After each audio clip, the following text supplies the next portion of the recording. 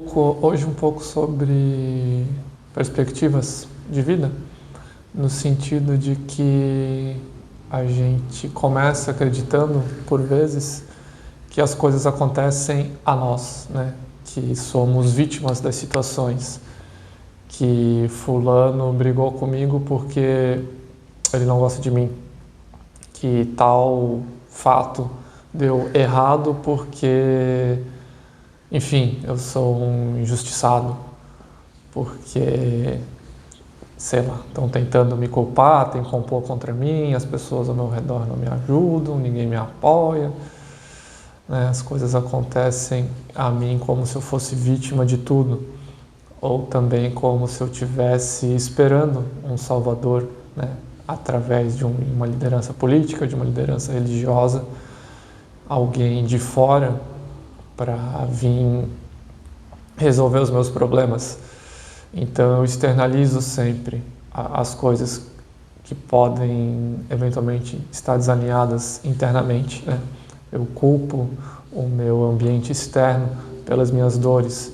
Eu culpo o meu ambiente externo também jogo no ambiente externo a responsabilidade pela cura, né? No caso de esperando um salvador. Então eu não olho para dentro, eu olho só para fora. Então as coisas acontecem tudo a mim. As coisas estão sempre me prejudicando, as situações estão me empurrando para baixo, né? Eu sou a vítima das situações, ou eu sou o agressor das situações, mas as coisas estão sempre acontecendo a mim. Eu estou sempre sendo... O ambiente externo está sempre me prejudicando, né? Eu estou sempre na expectativa de que eu não olho para dentro, mas as coisas vão, de alguma forma, se resolver. Aos poucos eu saio desse panorama de vítima, de agressor, eu saio um pouco dessa dualidade e eu começo a entender que as coisas acontecem para mim, né? Que as coisas estão querendo me mostrar algo, que as situações da minha vida são oportunidades para que eu cresça de alguma forma, são oportunidades para que eu me desenvolva, que os desafios, os eventuais obstáculos são meios que eu posso crescer, são meios que eu posso passar por cima de alguma situação, que eu posso transmutar alguma energia do passado, enfim, que eu posso limpar algum karma. Tem diversas formas de falar, de tentar se compreender isso. Mas eu já saio do papel de vítima-agressor, eu começo a entrar um pouco no papel de co-criador, né? Eu começo a entender que eu tenho as rédeas da minha vida um pouco, que eu consigo co-criar com o universo, que eu consigo superar os desafios, porque eles só estão querendo com que eu progrida, eles só estão tentando me realinhar, eles só estão fazendo com que estão iluminando as minhas sombras, né?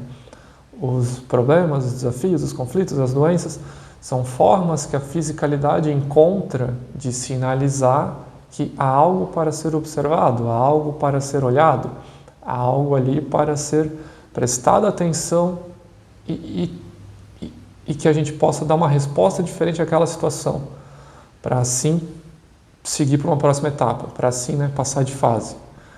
Como se a vida é um grande jogo.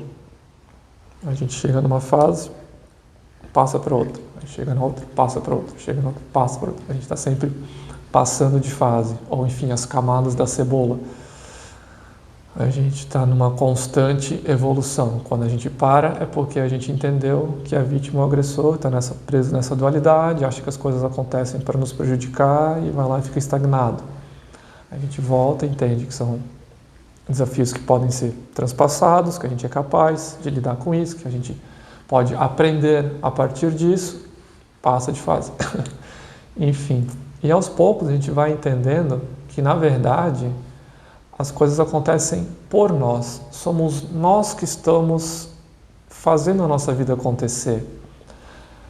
Essa parte já chega numa parte um pouquinho mais avançada, quando a gente entende que o ego não é o regente da nossa vida. Quando a gente sai da perspectiva de viver com medo, de viver em estado de sobrevivência, de viver baseado em escassez, quando a gente para de ser controlado por isso, quando a gente começa a domar o nosso ego, começa a usar o nosso cérebro reptiliano, começa a usar o nosso instinto de sobrevivência para atrair ambição, para atrair mais, para conseguir justamente se desenvolver na vida. Quando a gente usa essa força interna, essa força interior, essa força de vontade, que é inerente do ego, pela nossa consciência, a gente vai conseguindo caminhar pela vida de uma forma mais fluida, de uma forma mais alinhada com a espiritualidade, alinhada com o todo, alinhada com a nossa alma, por fim. A gente vai parando de querer controlar tudo, tendo metas, tendo planos de vida e vivendo de uma forma mais alinhada com quem nós somos, com a nossa alma. E a partir daí a gente começa a criar a nossa vida, a gente começa a entender que as coisas acontecem por nós. Então, o caminho também pode ser muito relacionado com o ego, né? Enquanto o ego está tomando conta da minha vida, eu estou achando que as coisas todas acontecem a mim. Eu estou num papel de vítima, de agressor, eu estou num estado de sobrevivência, eu estou vivendo com medo, eu estou vivendo na escassez. Eu começo a entender que as coisas acontecem para mim, eu começo a ser o ator principal da minha vida, eu começo a tomar certas decisões, eu começo a mudar determinados padrões, eu começo a entender como fazer um bom uso, digamos, desse ego. Eu começo a entender que eu sou uma consciência além desse ego. Eu começo a entender que o meu coração é capaz de também tomar decisões, enfim, talvez é estranho ouvir isso, mas que eu consigo sentir as coisas e também tomar decisões de uma forma coracional. Claro, não é para ignorar o racional é muito importante em diversos momentos, né? Se eu vivo uma vida só coracional, num período precoce, eu vou me afundar em sofrimento. Mas não é esse o foco do vídeo.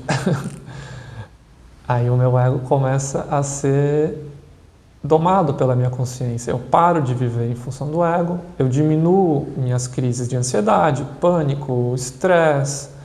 Eu começo a viver um pouco mais em harmonia, né? Co-criando a minha vida, as coisas acontecendo para mim. E depois, por fim, né, eu começo a ter uma vida mais plena, mais absoluta, num estado de paz e harmonia ainda maior, mais livre de preocupações, e as coisas acontecem por mim, né? Eu passo a me ver como uma centelha divina, de fato, fazendo a minha vida acontecer aqui na fisicalidade. Enfim, por vezes a nossa vida transita entre essas 3 etapas, mas a ideia é que a gente vá consolidando e passando cada vez mais tempo nessa última, né? Nessa centelha divina, nessa fagulha divina, onde eu vejo que as coisas acontecem por mim.